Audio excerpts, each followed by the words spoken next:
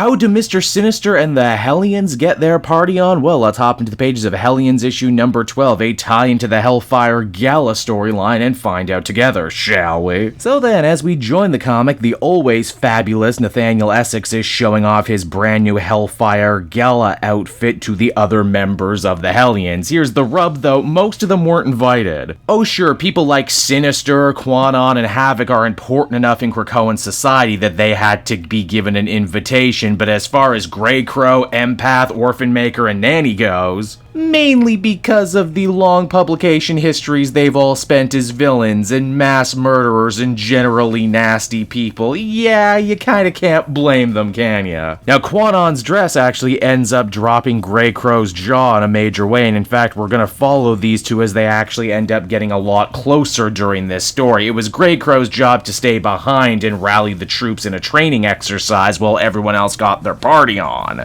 But a couple angry drinks later, and suddenly Grey Crow decides he's going to lead his ragtag motley crew right into the Hellfire Gala, whether anyone wants them there or not. I mean, it's not like Sinister or Havoc were exactly doing that much better on their own. Essex goes out of his way to try and glad hand and ingratiate himself to the superhero community, much like Emma Frost was. The only problem is he's bad at it, and his name is Mr. Sinister, so nobody trusts him. Though, in a rather interesting note that's going to be very important at the end of the story, Sinister goes out of his way to say he's not the original Sinister, which, despite the fact that it hasn't been brought up all that much, he isn't. Now, it wouldn't be an X-Men story without a love triangle and some soap operatics to keep things nice and spicy. You see, Wildchild ends up running into his ex, Aurora. These two have a long and storied history between a lot of other X-Men stories and Alpha Flight, and for a second there, it looks like they may actually end up reuniting. But oh, Aurora's got someone new. You see, she's dating teammate Doc, and yeah, I know that X-Factor book isn't around anymore, but they're actually keeping a lot of the continuity from it, which I appreciate. Another fun thing about this issue is we discovered that the Stepford Cuckoos are actually keeping psychic tabs on everyone tonight at the party to make sure nothing ends up going wrong, and we get their running commentary throughout the story, which is just delightful and hilarious. Now, while all of this is going on, Quanon and Grey Crow have actually been getting pretty cozy with each other at the bar. It's when a distressed Wildchild comes up crying about how he will never know warmth and his pride will never grow. Grey Crow, very interestingly, actually acts like a friend and a team leader and tries to comfort him.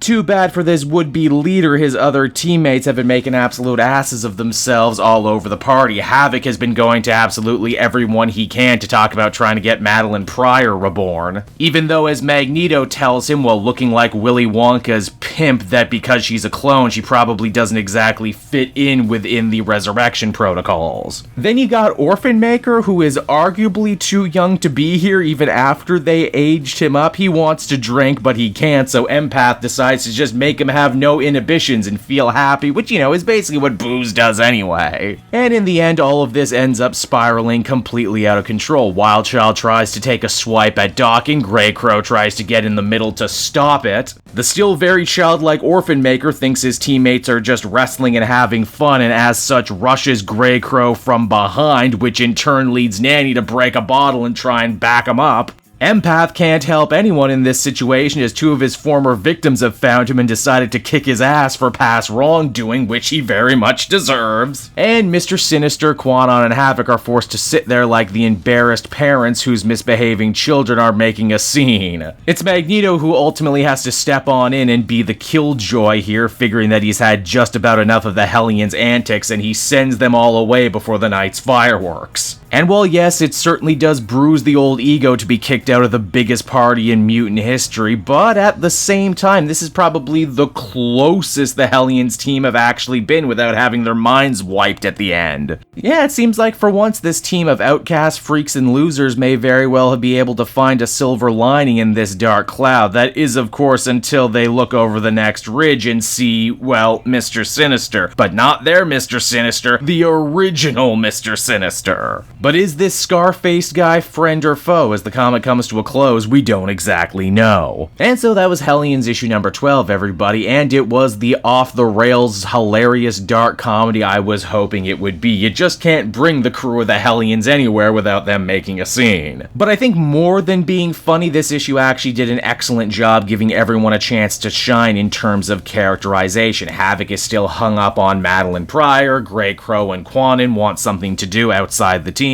Nanny said she would try and give Orphan Maker more space because he's a growing boy, but the second she thinks he's in trouble, she ends up running on in. Heck, even Wild Child, who's shown to be a joke even amongst other joke characters, actually reveals a lot of sadness and depth within him that you probably weren't considering. But perhaps the revelation with the biggest implications is the fact that the Sinister we've been dealing with this whole time in this brand new Krakoa era is not the original Mr. Sinister. He's a clone who took that Sinister's place. And now it would seem like the chickens are coming home to roost in a big bad way, and I for one cannot wait to see where things go from here. Overall, I'd give this one a very positive 8.5 out of 10. This is good stuff. Hey there everyone, Kate Joel again, and I just want to thank you so much for watching to the end of the video. It means a lot to me. And hey, if you enjoyed the book I covered in this issue and want some comics of your own, might I recommend Book Depository? It's my #1 place for shopping for comic book trades. You get a great price, and if you use my link down in the description,